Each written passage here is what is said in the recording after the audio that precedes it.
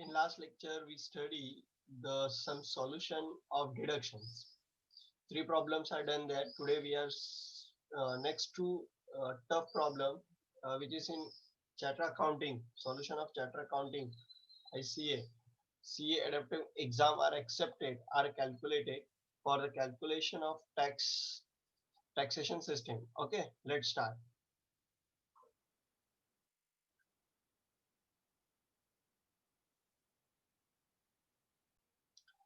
The problem is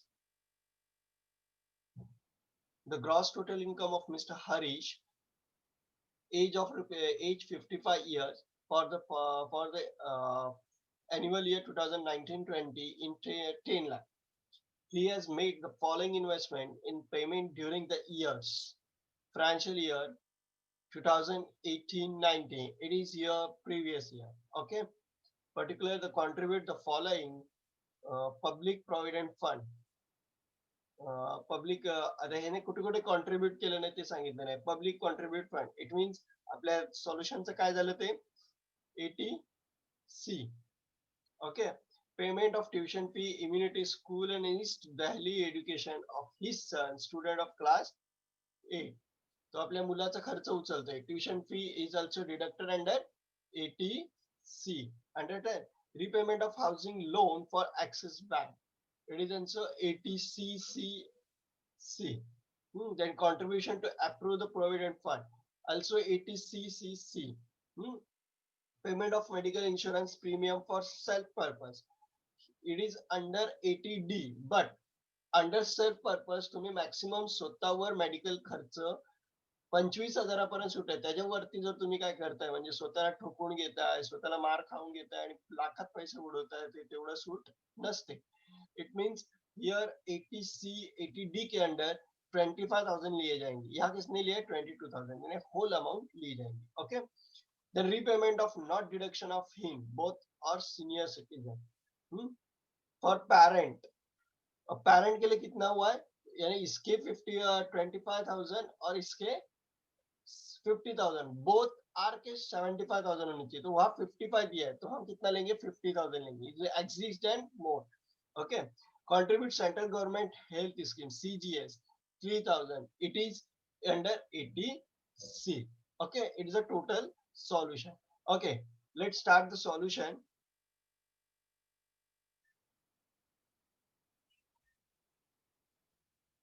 In last lecture, we explained the pattern of solution.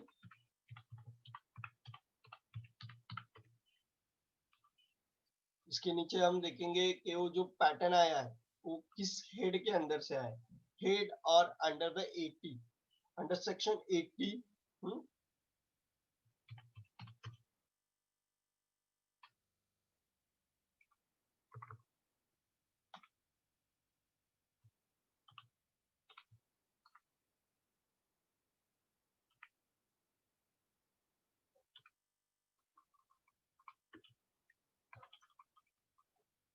And here amount. Okay,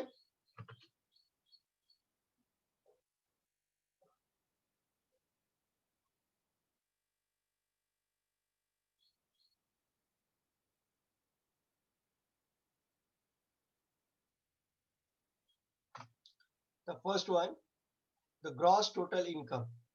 अब यहाँ total income calculate करने नहीं बोला है, उसने कैलकुलेट कर दिया. It means house property, salary, जो अपने 5 हेड्स है, इसको टोटल, इनकी सब टोटल कितनी हो रही है उसने बोला है. The total gross income.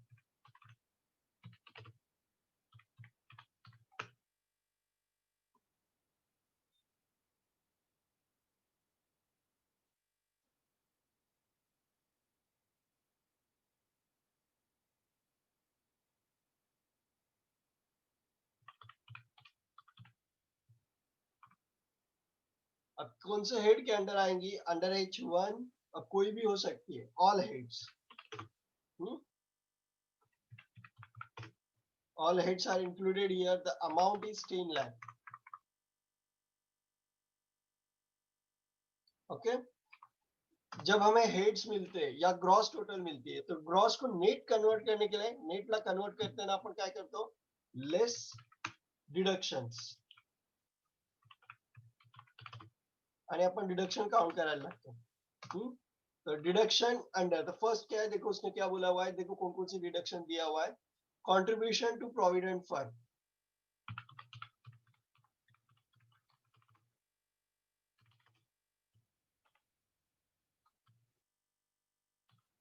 If you are maintain the schedule of UG under section 80 के जो लिस्ट दी हुई है before the starting of illustration, अगर तुमने वो याद किए होंगे तो तुम्हें इजीली हो जाएगा. It is under 80C. Okay, 80C के अंडर आने वाली अमाउंट. द अमाउंट इज कितनी बोला हुआ है, 40,000. ओके, देन नेक्स्ट देखो उसको क्या बोला हुआ है, पेमेंट ऑफ ट्यूशन फी.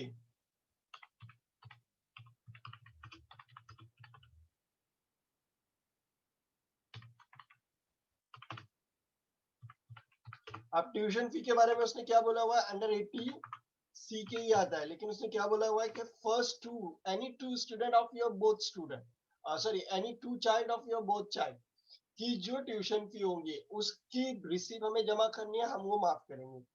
और इसने अभी यहाँ कितने बच्चों के बारे में बोला है, देखो his estimate in Delhi education on his son studying class 7th. उस क्लास 7th के एक स्टूडेंट, एक अपने बच्चे, एक ही बच्चे के बारे में बोल रहे हैं. The amount is 48,000. Minimum 2 student are accepted by you.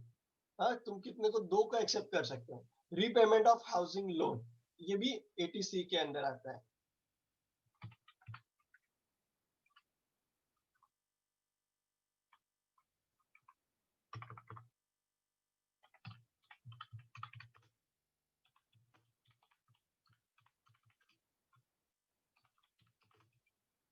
Under 80C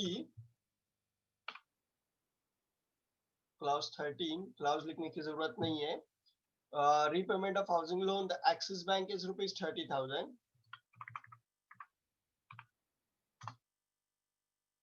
Then contribute to approve pension of LIC. Approve pension of LIC कितना बोला हुआ है, देखो 10,000.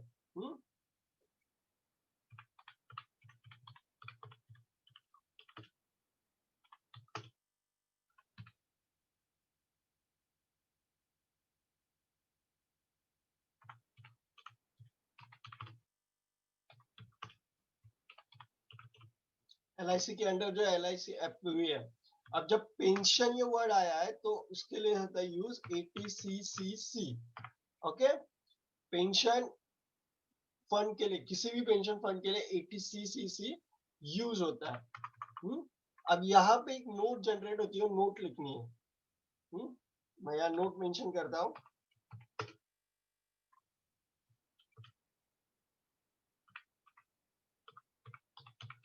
combined investment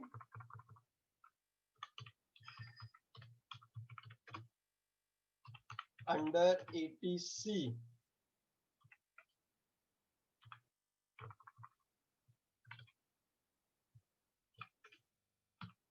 and 80CCC limit are 1,50,000. 1,50,000. It means क्या बोल रहा हूं मैं कि 80C और 80CCC इन सब की टोटल जितनी भी हो, जितने भी तुम कंट्रीब्यूशन करो, the income tax accepted the maximum amount 1,50,000 under 80C और 80CCC तीनों को मिला के. देन 80D का अलग है, वो बाद में लिखेंगे. It's a note number 1. Okay, तो उस हिसाब से हम चल रहे, देखो नोट्स को फॉलो करते हुए. तो contribution, payment of medical insurance premium, ये किसके अंडर आता है, 80D. ओके, अब यहाँ मैं एक लाइन अमाउंट एक्सेप्टेड के लिए छोड़ देता हूँ. रिमेनिंग क्या हमें 1,50,000 हो रहे कि नहीं हो रहे चेक करना है. इन लोगों की टोटल 1,50,000 हो रही कि नहीं हो रही. अगर एक नहीं हो रही है तो होल अमाउंट है एक्सेप्टेड. अगर हो रही है तो उसमें से कुछ अमाउंट हमें एग्जिट करके द रिमेनिंग अमाउंट 1,50,000 लेनी पड़ेगी. Okay, then the next contribution उसने क्या बोला हुआ है, payment of medical insurance.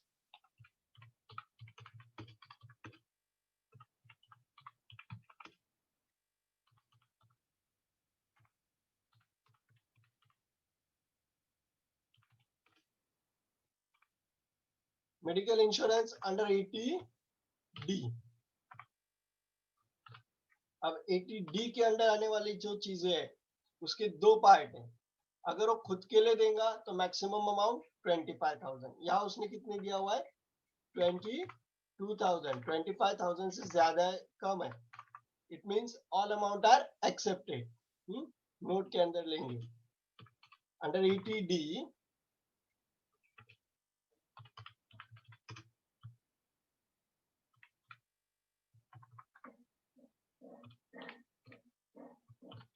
ATD for self purpose, ये वर्ड यूज किया है ना उसने, for self purpose, for self claim या फिर सेल्फ एक्सपेंडिचर या सेल्फ क्लेम।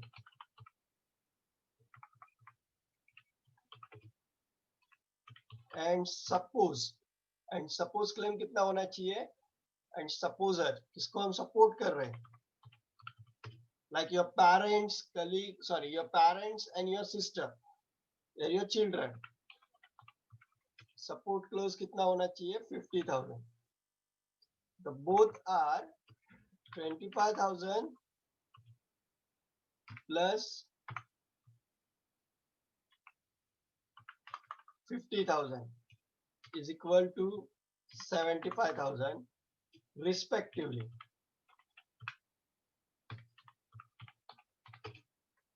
देखो उसने अंदर 25,000 for self or 50,000 for suppose, okay, and he also the payment of 22,000, तो 25,000 से कम है तो होल अमाउंट हम यहाँ लेंगे।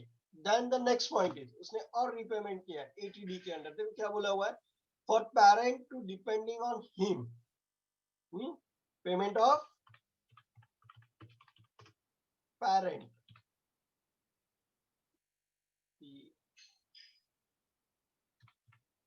अब पेरेंट की दवाई का खर्चा कितना बोला हुआ है, उसके जो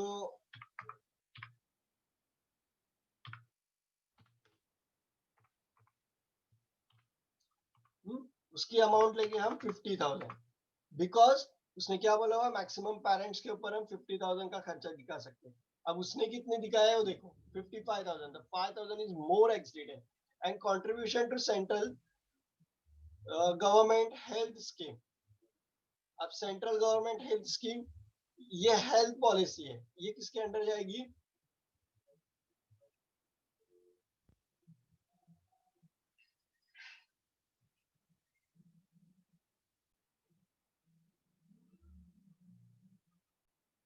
लिसन।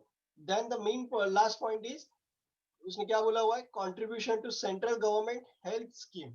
अब जो सेंट्रल गवर्नमेंट हेल्थ स्कीम के अंदर हम कंट्रीब्यूट करते हैं वो सब मिला के हमारे कंट्रीब्यूशन कितना होना चाहिए, under 80D, it is under जाएगा किसके, 80D के under.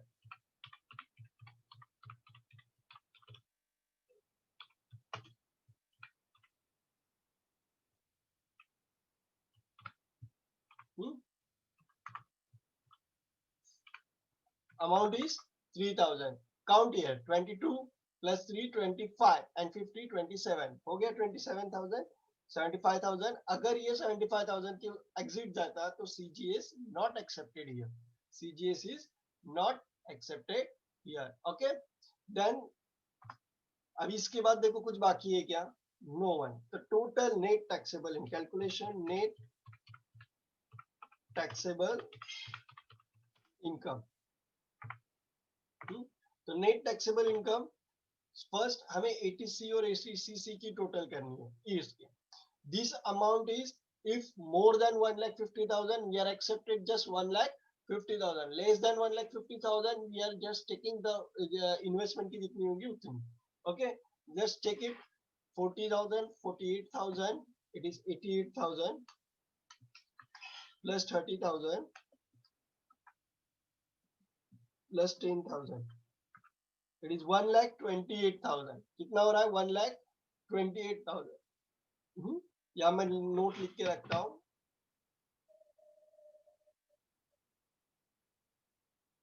Under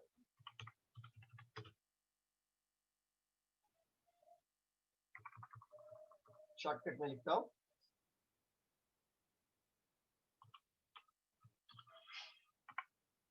under section 80C and 80CC,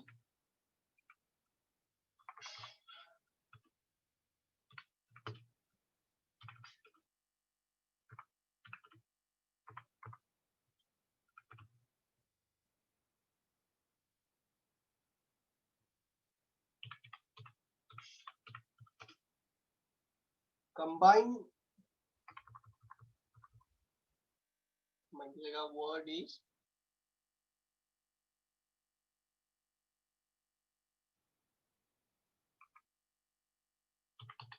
not exceed, not more than 1,50,000. और यहाँ कितना आ रहा है? 1,28,000. ओके, तो 1,28,000 को मैं बोल्ड करता हूँ. ओके, और 80D का 25,000. तो 10 lakh minus 1,28,000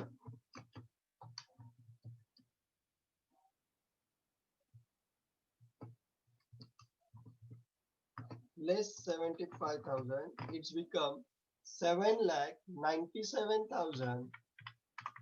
It's your net taxable income, 7,97,000.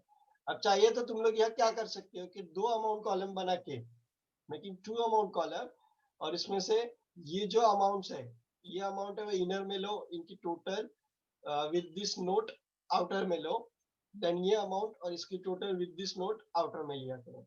ऐसे भी कर सकते हो. चाहे तो नेक्स्ट प्रॉब्लम में वैसे सॉल्व करके दिखाता हूँ. Okay, let's start the next problem.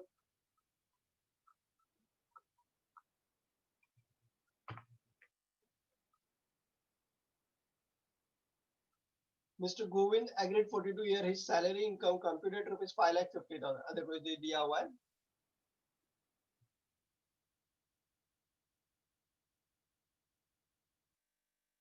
चार अमाउंट के दो कॉलम करता हूँ. First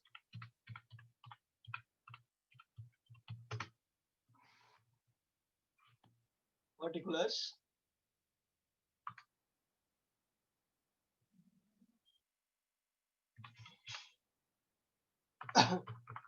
source of income,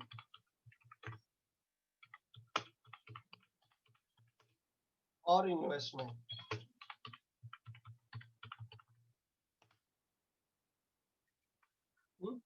The next one is amount.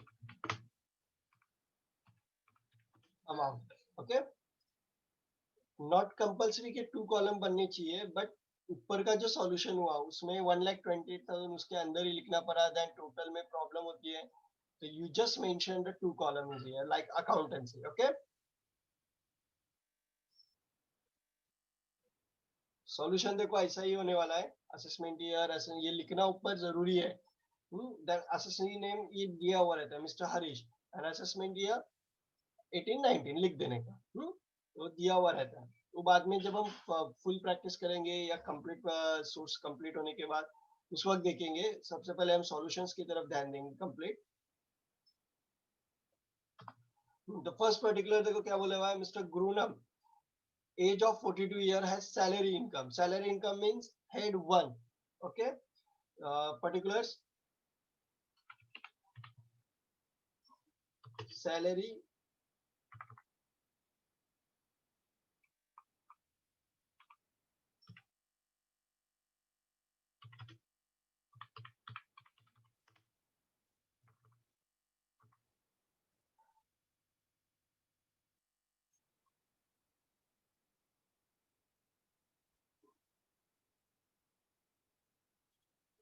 one.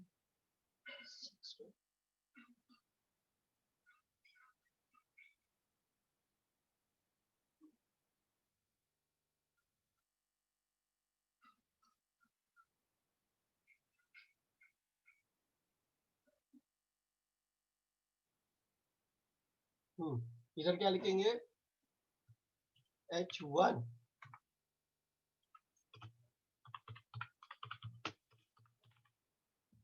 Income from salary.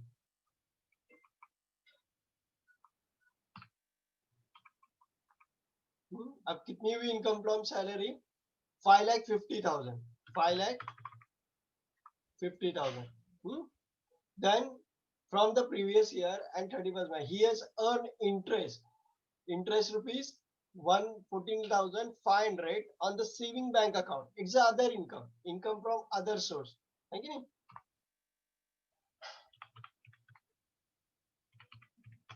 Interest on saving,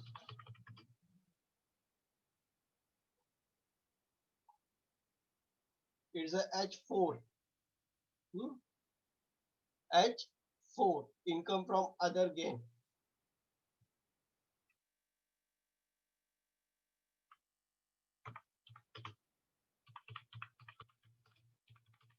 Income from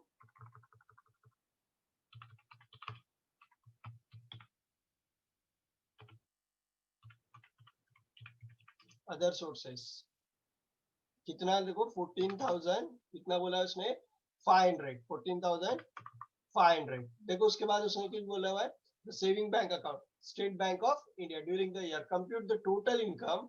हाँ, अभी इसकी टोटल इनकम फाउंड करनी है, तो पहले उसको ग्रॉस, इसके बाद जो टाइटल आएगा, the title is gross taxable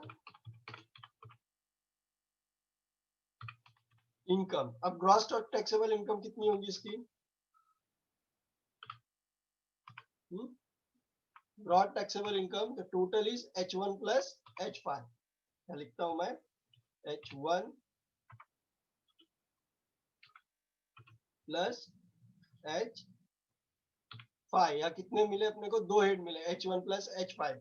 okay, it means outer में लिखता हूं 5,64,500, 5,64,500, 5,50,000 और उसमें 14,500 ऐड करने के बाद जो अमाउंट आएगी वो।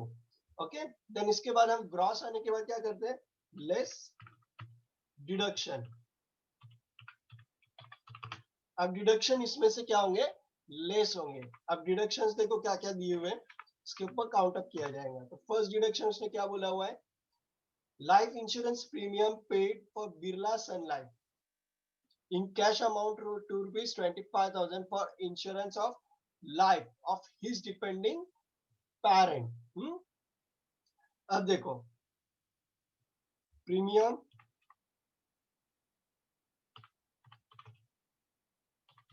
ऑफ LIC,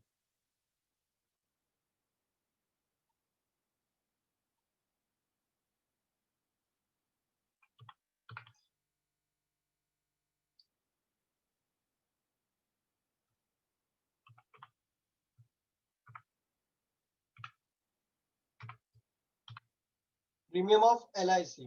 अब प्रीमियम ऑफ LIC के अंदर भी उसने टू पार्ट्स किया हुआ है, एक है सेल्फ एंड सेकेंड वन है दूसरी जो अपने ऊपर सपोज रहते हैं, सपोज जिसको हम सपोज करने वाले हैं, यूज करने वाले हैं।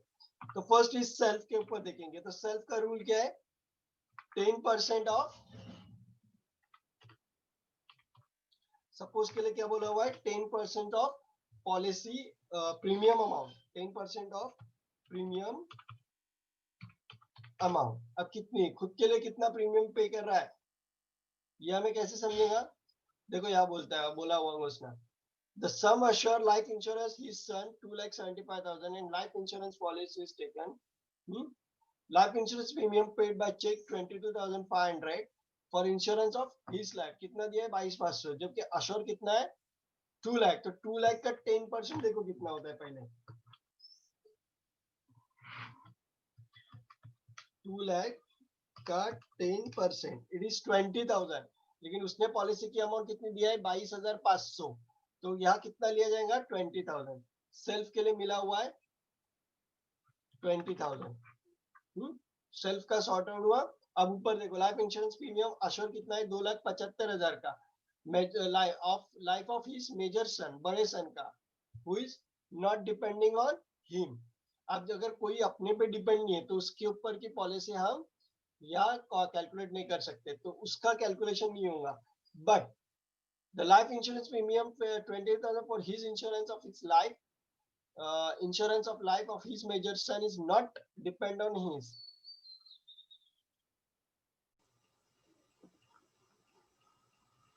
Good morning. Hmm?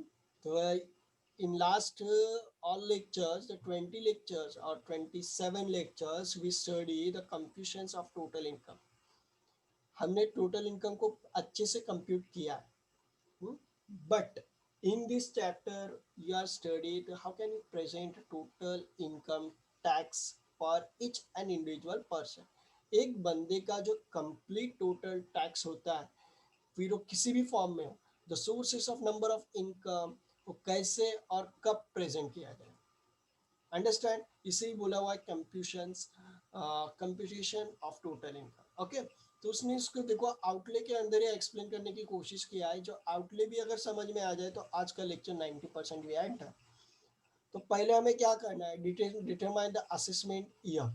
ये हमने कब किए थे, तो फाइंड आउट, ये हमने स्टडी किए थे first chapter, calculation of residential status.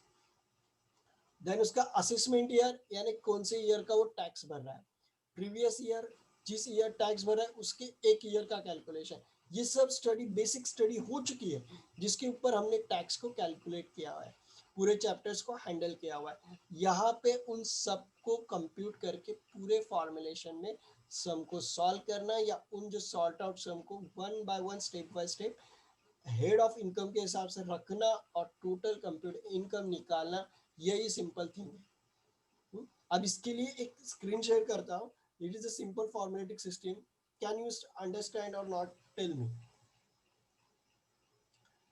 अगर तुम्हें पता होगा, अगर तुम्हें पता होगा तो हम क्या करेंगे, देखो इसके लिए एक सिंपल फॉर्मेट बनाएंगे।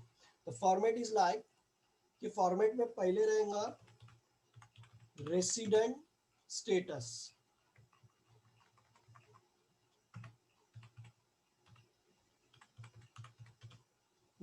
पहला resident status, then second one if the person is resident, उसके बाद हम देखेंगे उसका H1, फिर H2, फिर H3, फिर H4, then H5, then H6, sorry H5 ही है, एंड देन हियर जो आएगा उसको क्या बोलेंगे, total taxable income.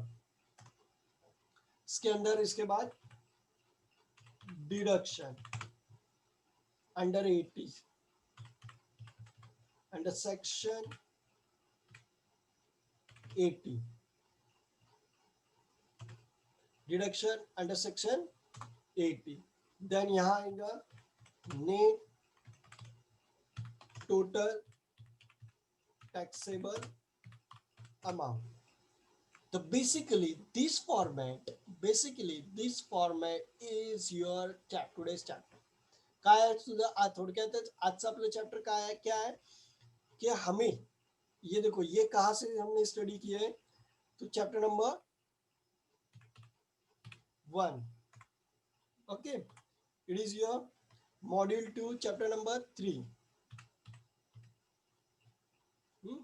Resident chapter number 1 and 2.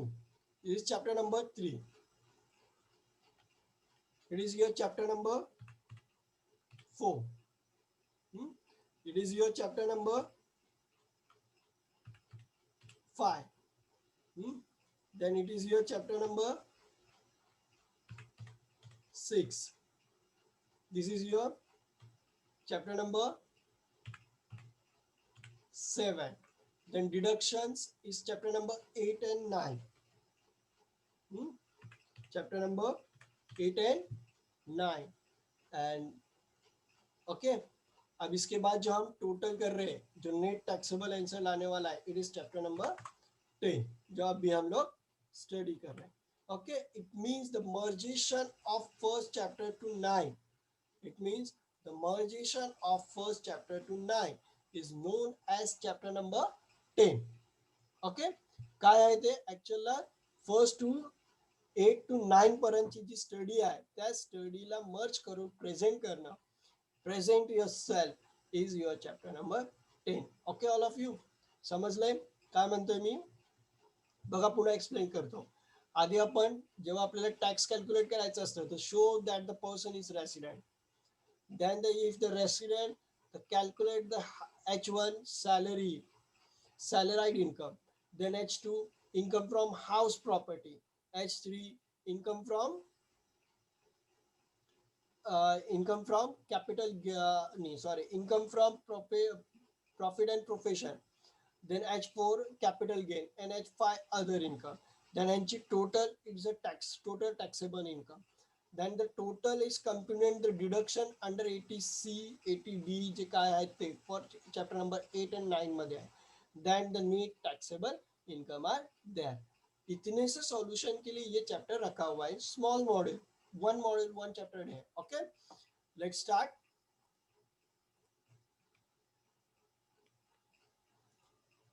Okay, तो उसमें उसीलिए इसने एक्सप्लेन किया हुआ है. देन वर्कशीट, अब वर्कशीट किसके अंदर हमने वही देखना है. देखो, first salary plus outstanding salary, then salary plus house, then house, then to house plus other houses and all, यानी जो कुछ भी रहेगा उसके हिसाब से जो हमारा बनने वाला है उस पैटर्न को स्टडी किया जाएगा. अब format formal latest for TY BCom exam and some examples है जो टीवाई बीकॉम में लास्ट ईयर आए थे उसके ऊपर स्टडी करेंगे. The first point is how to compute the total income. The last step in the assessment is a compute that the total income in net taxable income is basically means that the net amount, net amount less deduction under the chapter 4B.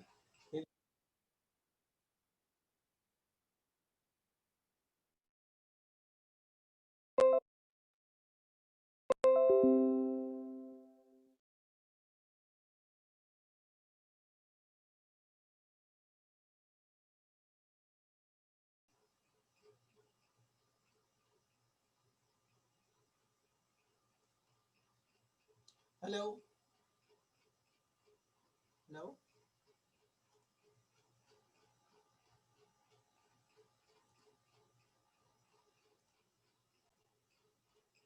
The determine assessment year. The next point is determine assessment. The total income is computed for the current assessment year. Current assessment year in 2019-20. In the current assessment year, the 2019-20, the made up the financial year is government, that is the 1st April 19 to 31st March 2020. अब इसके अंदर क्या बोला हुआ है, क्या determined हो रहा है कि जो फाइनेंशियल ईयर है वो 1 अप्रैल टू 31 मार्च, ये असेसमेंट ईयर है, यानी पूरे साल 1 अप्रैल 2019 टू 31 मार्च 2020 तक तुमने जो फाइनेंशियल एक्टिविटी की है उसका ही कैलकुलेशन होगा, नो अदर. और ये हमने सेकंड चैप्टर में स्टडी कर चुके. देन प्रीवियस ईयर, इससे एक साल पहले जो ईयर होगा वो प्रीवियस ईयर होगा. Previous year is mean the financial year previous to the assessment year, that the financial year is 2019.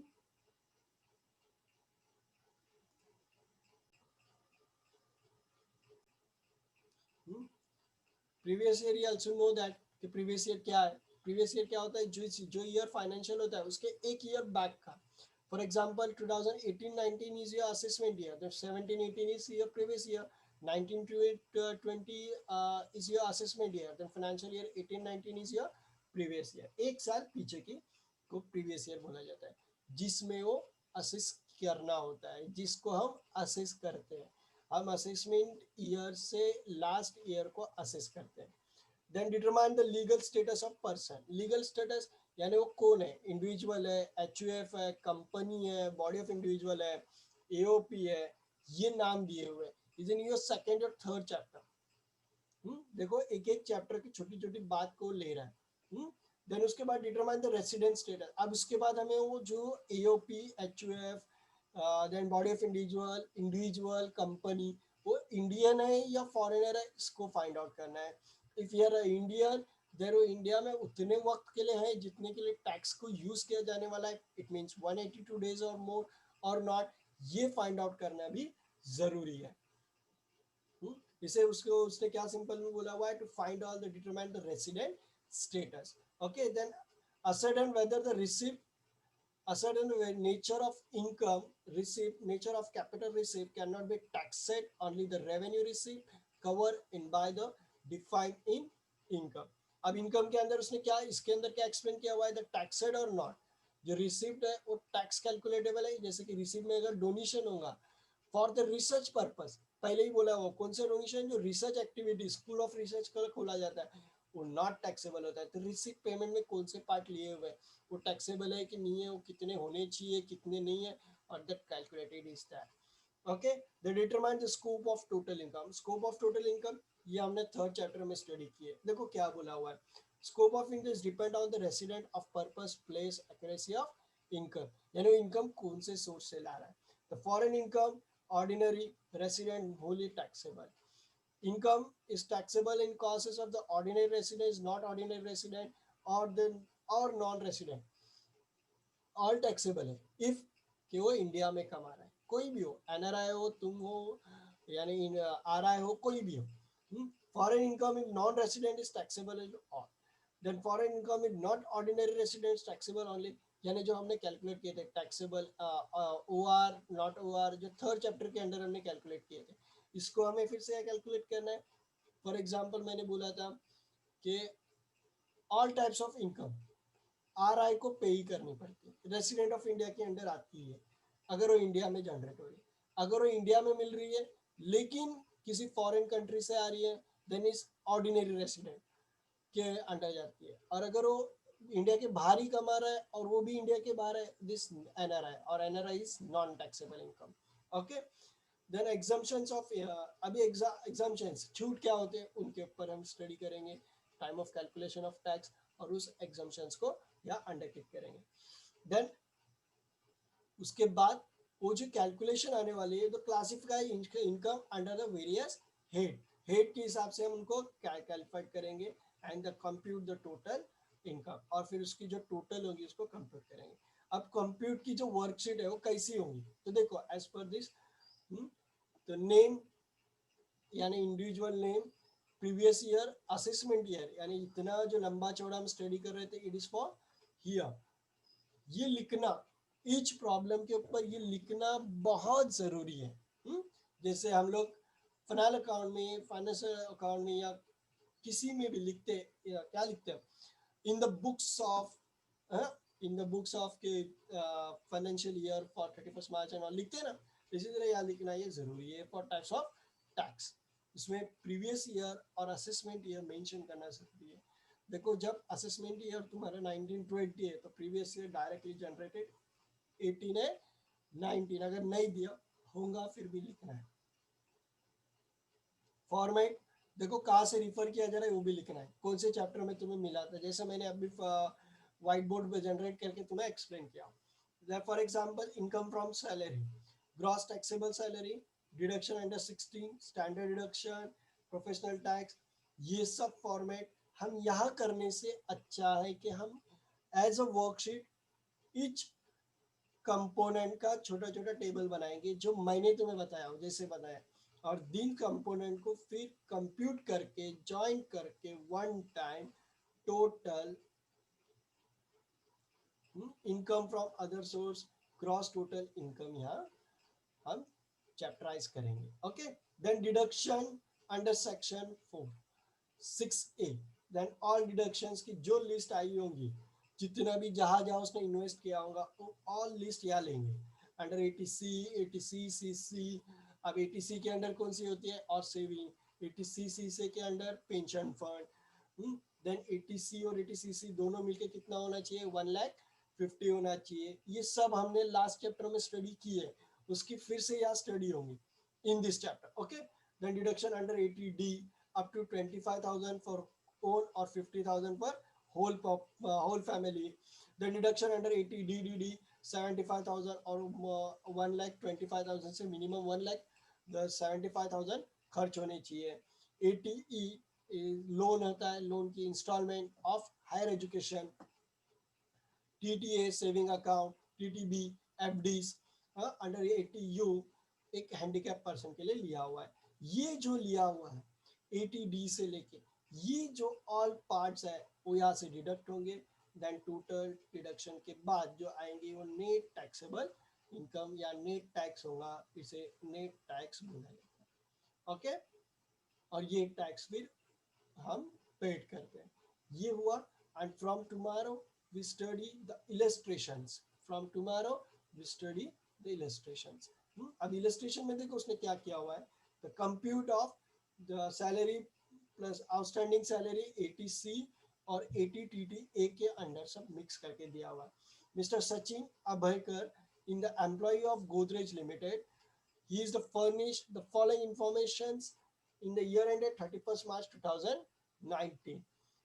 अब कम दिया है उसने 31st March 19 के पहले दिया, यानी प्रीवियस ईयर कौन सा 18-19 होगा। Basic salary, then tax deduction under the source and TDS कितना पेड करता है ऑल सब दिया हुआ है। प्रोफेशनल टैक्स कितना पेड करता है, इससे हमें क्या डिटेल्स मिलती है, बोनस रिसीव हो रहा है, कन्वेंसी मिल रही है, हेड फंड सैलरी की डिटेल्स दिया है उसने। The deduction allows 65% of basic salary, loan from the employee of daughter marriage, ये सब डिटेल जो है जो के तक की है मेरे हिसाब से सब सैलराइड पर्सन के रिलेशन दिया है। देन सॉल्यूशन देखो, इनकम फ्रॉम सैलरी मिला है उसका, बोनस मिला है, डिडक्शंस मिले, नेट टैक्सेबल इनकम आया डिडक्शन के बाद, इनकम फ्रॉम अदर सोर्स आए उसको उसने अंदर लिया हुआ है, और इनकम फ्रॉम अदर सोर्स के बाद ग्रॉस टोटल इनकम आई है, यानी 2 सोर्स यहाँ मिले। ऐसा नहीं कि 4 के 4 सोर्स एक टाइम पे मिलेंगे, 4 में से 2-3 कोई भी सोर्स हो सकते हैं। हर बंदा हर जगह पैसा नहीं कमाता है, सैलराइड पर्सन बिजनेस नहीं करता है, बिजनेस करने वाला सैलरी नहीं लेता है, राइट और रॉन्ग, इट्स राइट।